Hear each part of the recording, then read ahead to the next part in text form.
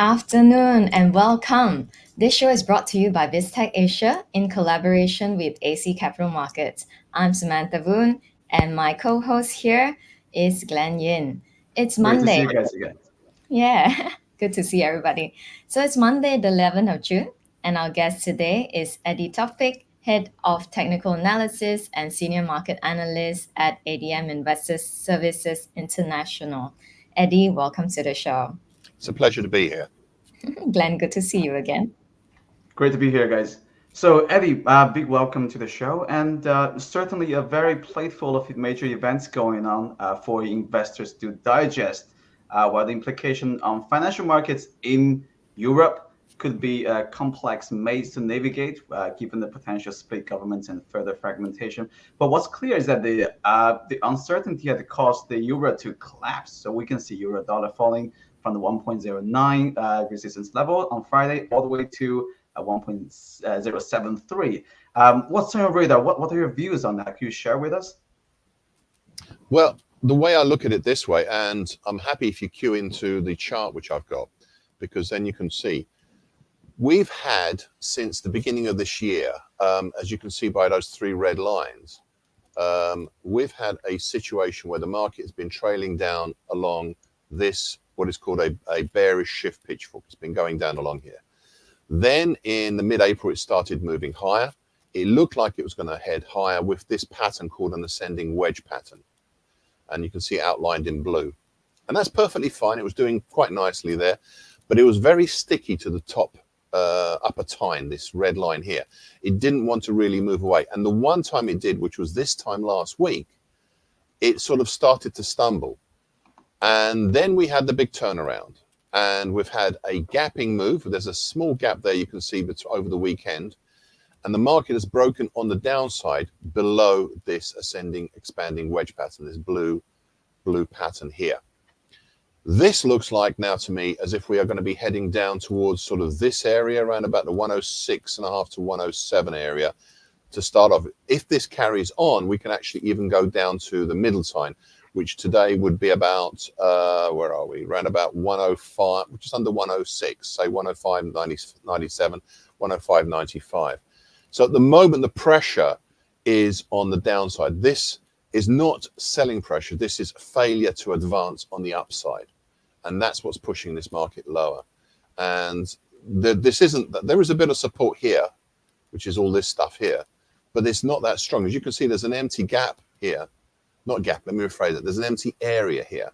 So I could see this easily moving down to, from where we are, which is around about the 107.70 area, easily down to 106.30, 106.40 area without too much trouble. The only option on the upside, if it was to turn around, it needs to fill that gap, and it's not doing that at the moment. It didn't do it yesterday, hasn't done it today. If it fills the gap, it can still turn around and head lower. And so I'm mindful to say that this market is likely to head lower because it's breaking through this blue pattern. But it needs to confirm that. It needs at least another 2 or 3 days underneath it to confirm it. But by that time, it could easily have dropped down to 106.5. So the pressure is on the downside at the moment. Great share, Eddie. Thank you so much. I mean, a lot of people are now currently looking to buy the rebound, or so-called catching the falling knife. But thank you for that sharp analysis. You never catch a falling knife. Never catch a falling knife. Don't ever do that. Let it fall down, and then you wait until it stops, and then you pick it up. And then you wait for the dust to settle before you jump in. Is that what you're saying? Yeah. If you want to go long, there will be an opportunity, but it's not here yet. So don't rush in to trade. The idea, if you're looking, is on the downside. But if you're looking to buy, then I would suggest waiting off a little longer to see what the situation is. Should we get down to about the 106.5, 106 area? Once we're down there, then the situation could change again. But I personally, at this particular moment, see this pattern moving lower at the moment. Beautiful.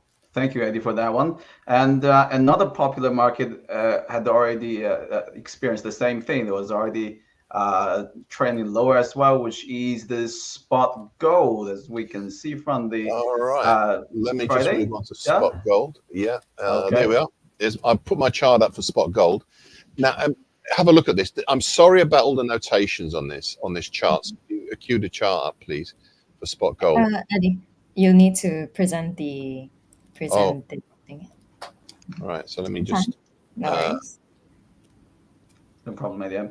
I mean, as Eddie's turning the charts up, we saw that the non-farm payroll data from Friday was stellar. So nearly a 250,000 jobs were added in the U.S. and the dollar jumped up again. So could be a potential reason why gold was trending lower. Back to you, Eddie. No, I mean, I'm a technical analyst. I look purely at the technical analysis point of view. So I don't care what people say and talk. I look at the chart. The truth is in the chart. And the chart is very clear in some ways here. Let's go with the chart. Now, as you can see, I've got lots of, excuse the writing on there, because that's purely due to my notations to remind me. So it's apologies for that. But the thing to watch out for is we've had three, a bullish Andrews pitchfork and a bullish shift pitchfork. These two, the three red lines, the three blue lines, they've been pushing higher. This one is going back to last year. So you can see that how active it's been, and it's been good enough to hold the market on the middle time. What's happened recently are two things. First off, we had this big daily key reversal here on Friday. That daily key reversal also made it a weekly key reversal. So those are both pressures on the downside. We closed on the lower support here. As you can see, I mean, this I drew back in February and it's still active. So you can see the support there at the moment. That's around about 22.98. So that's where the support is at the moment. Tomorrow it will be at 23.02. That's holding up the market, but it's the last, and plus this 50% projected Fibonacci line here. This one here you can see, and that's at 23.01. That's what's only holding up the market. But there's this big pattern which is a bear flag. So you've got one flagpole there. There's the flag. Potential for the next flag pole is down to 22.60. Right. It's not gone down yet because it needs to break these two lines. But you get two closes underneath that, it'll easily go down to 22.60, I would suggest. So sorry, and is that the 50% Fibonacci retracement of at 22? Right. 23.01 is a 50% projected 23.01 Fibonacci line, and then you've got this lower time which is at 23.02. Right. Those are what's holding up the market at the moment. Okay. If you were to go below 2300 today, tomorrow, and close, it's important to close below it. The retail come in on the open, the professionals come in on the close. It's where the close is. That's what matters.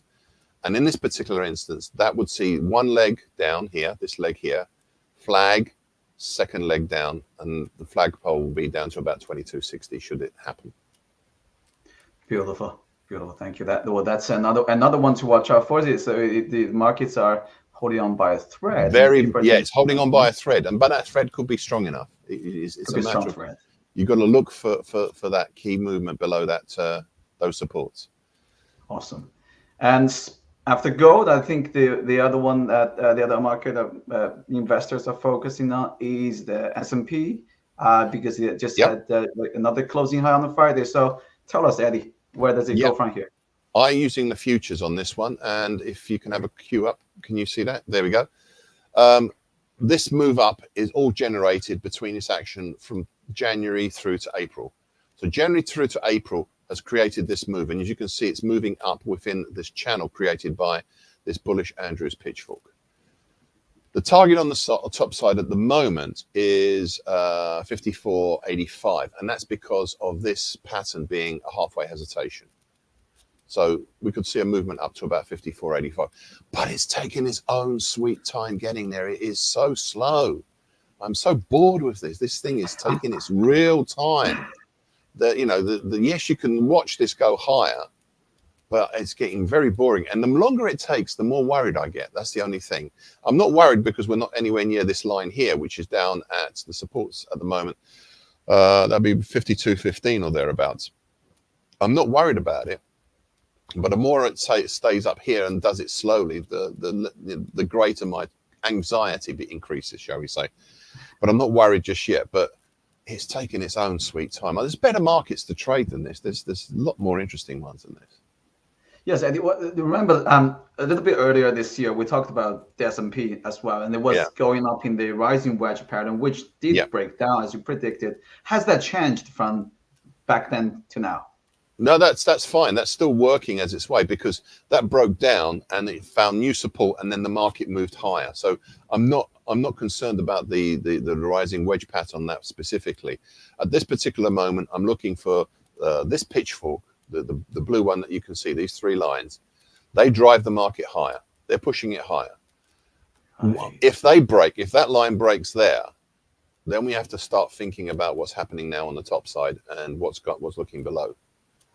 I mean, at the moment, there is nothing for this particular move to suggest it's heading lower. It's taking its own sweet time, and by taking its own time, I am getting a little bit anxious because it should be moving higher than this. Right. Wonderful. Thank you so much, Eddie, for this wonderful analysis. I'm sure traders will find lots of clues from your juicy analysis today. Thank you very much indeed for being and having me here. Thank you, So Eddie. Thank you, Glenn. So we've been speaking to Eddie Tofpik, Head of Technical Analysis and Senior Market Analyst at ADM Investor Services International on Biztech Asian Midday Market Watch. I'm Samantha Voon, and this is my co-host with me, Glenn Yin. And this video and podcast will be on our website, www.biztech.asia, social media platform, as well as our syndication partners, TV stations, radio stations, and website. Thanks for tuning in.